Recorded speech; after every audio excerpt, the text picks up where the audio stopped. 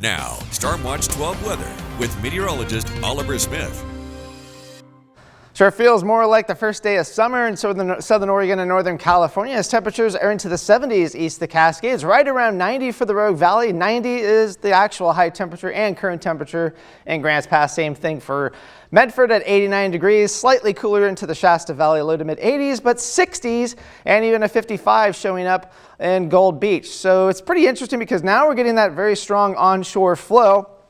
And that means temperatures drastically cooler along the Oregon coast, generally between about 10 to 20 degrees cooler.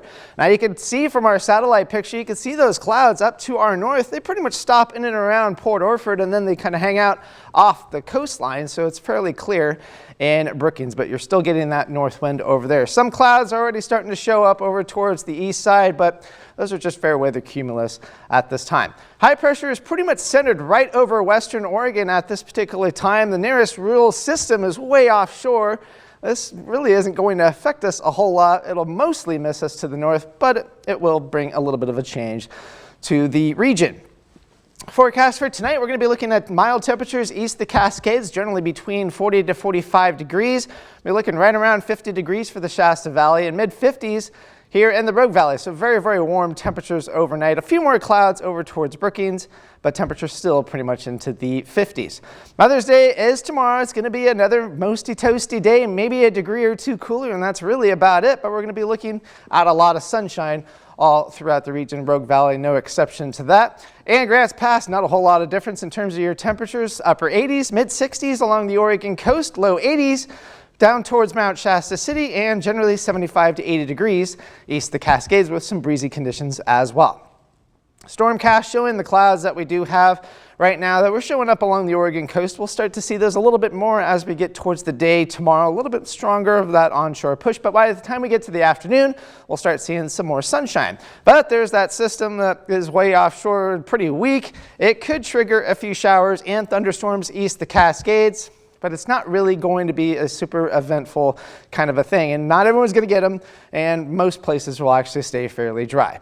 It's going to be a bit on the windy side for tomorrow along the Oregon coast, breezy east of the Cascades as well. And once we get through the day on Monday, that's when the system moves up to our north, so it'll create a good wind along the Oregon coast. It'll stay fairly windy over there, but east the Cascades, just pretty much a typical blustery kind of a day. Wind gusts around 25 to 30 miles an hour. Not a whole lot of difference once we get to Tuesday. Still windy along the Oregon coast.